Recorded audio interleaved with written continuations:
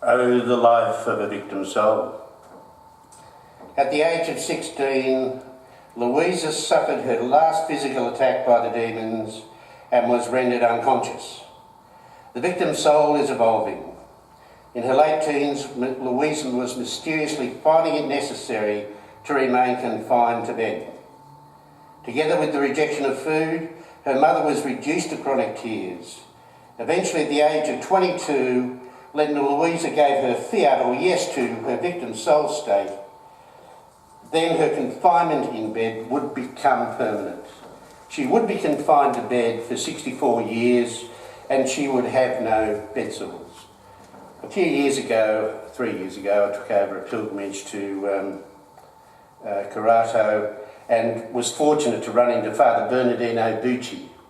Father Bucci's auntie was Rosaria, who looked after Luisa for 40 years. He actually witnessed this food being regurgitated and reforming on the plate. In fact, he told us that his older brother was being groomed for the priesthood, but Luisa kept telling Father Bucci, Bernardino Piccarreta, that he would be the priest, and indeed he ended up the priest. But it's very interesting to hear it come out of the mouth of a Capuchin friar, 75 years of age, who witnessed this actual phenomenon. The other thing that's not too well known is Father Gennaro di Gennaro would occasionally bring in, say, 5 atheists or something like that, sit them on a chair in front of Luisa, have her go through this process. Next thing you know, they're all on their knees, aren't they? And suddenly they're not atheists, are they?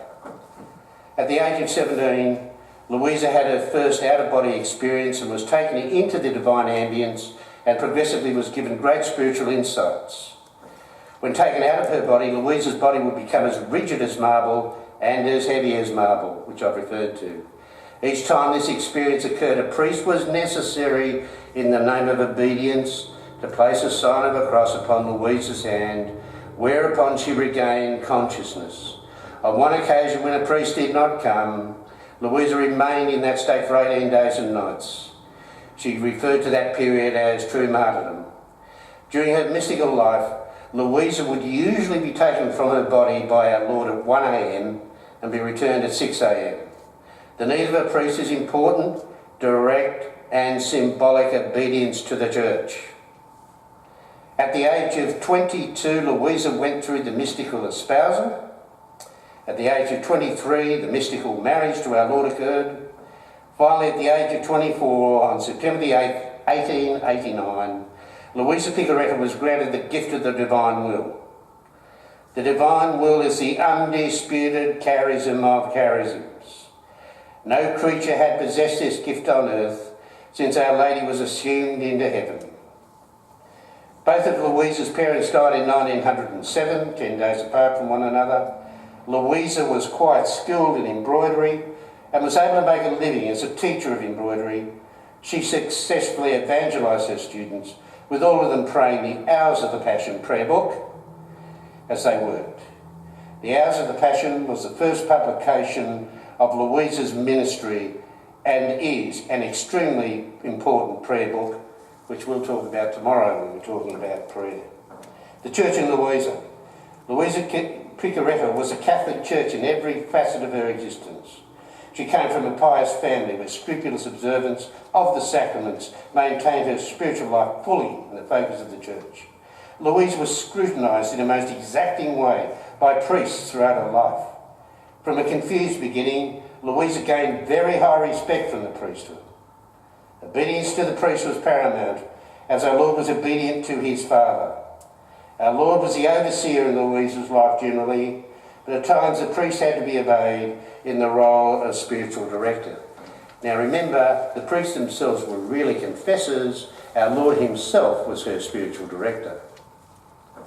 Pope Pius X granted permission for Luisa to have the Eucharist in her bedroom daily.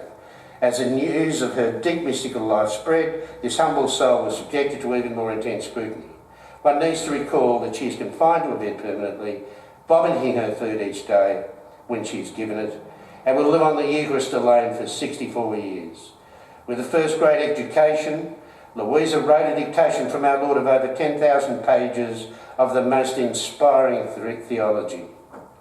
In fact, you know, I put another word on that now, inspiring and absolutely flagrant. It's just so beautiful. Her writing life commenced under obedience for 40 years, from February 1899 until December the 28th, 1938. At this time, the 36 volumes were removed to the Vatican. After 1938, Luisa only wrote letters until her death in 1947. Many times during her life, Luisa was carefully examined by doctors in the first sense to understand her pathology and why she was bedridden and unable to eat. In the second sense, the scientific analyses were used to ratify her mysticism. Being a subject permanently in bed allowed for careful scientific scrutiny. Her mysticism and other extraordinary phenomena could be observed and meticulously controlled for scientific analysis. Moreover, more than a few doctors and professors of dogmatic, moral, ascetic and mystical theology appointed by the diocesan superiors submitted Luisa to extensive examinations to render a judgment. To mention two of them, Dr. P. Domenico Francia, OFM, a Franciscan priest and a professor of physiology and medicine at the International University of Rome, and Dr. P. Valls, OFM, who himself is a doctor in moral, ascetic and mystical theology.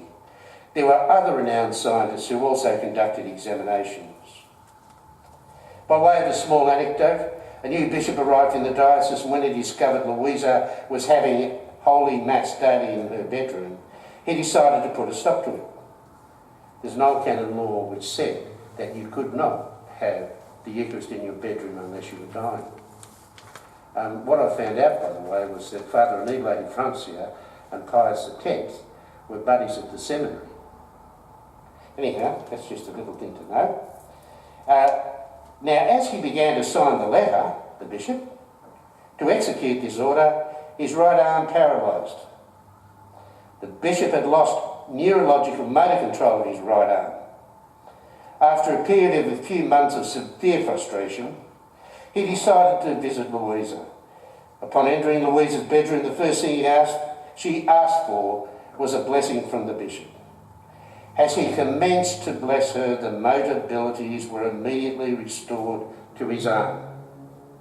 The bishop then realised that the practice of daily Mass in Luisa's bedroom needed to continue, as it was our Lord's will. Obviously, our leaders are very intelligent. Each day when Luisa had Mass in her room, the curtains were drawn for 2 hours while she gave thanksgiving to our Lord. Luisa herself was a third-order Dominican. During her long sojourn on earth, Luisa had 5 confessors. In fact, she had 6 confessors, and there were quite a few others that substituted, by the way, about another 3. And of course, there's Annibale de Francia. In 1910, Luisa met a priest by the name of Father Annibale de Francia. This priest was very important in Luisa's life, and he became a close confidant over 17 years until he died in 1927. Father de Francia was looked upon as a living saint in the time he lived. The Church agreed, and he became Blessed Annibale de Francia and was beatified by Pope John Paul II on October the 7th, 1990. Now, of course, as you all know, he was then later canonised in 1994. He did superb work with the street kids of Sicily. And of course, as you know also, he is totally incorrupt.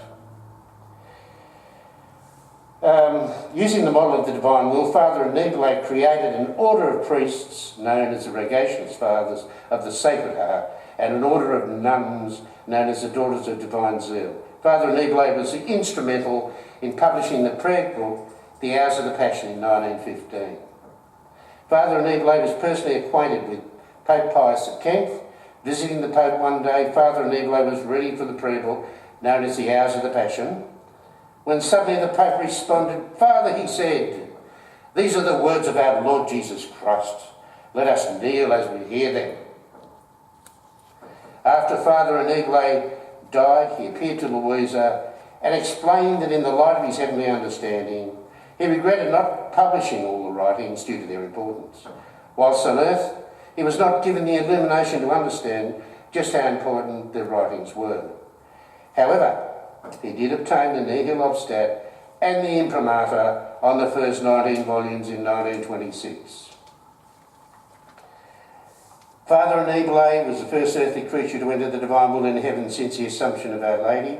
Father Anibale's body is incorrupt, and his canonization, I've got written here, was expected in 2002, and of course that's not quite the case.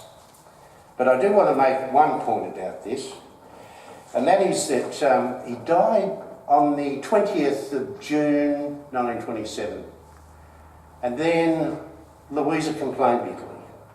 She said to the Lord, "Why did you take him? He was doing such marvellous work and getting so much printing done, and he was just favouring and serving our apostolate so well." And the Lord said, and this is very important, "It was the perfect time for him to come to me." The perfect time for him to go to our Lord. In other words, even our Lord allows it, will take it because it's perfect time. But even though he's doing such marvellous work on earth, he still took it. Father Anibale was the first earthly creature, canonization expected in 1994.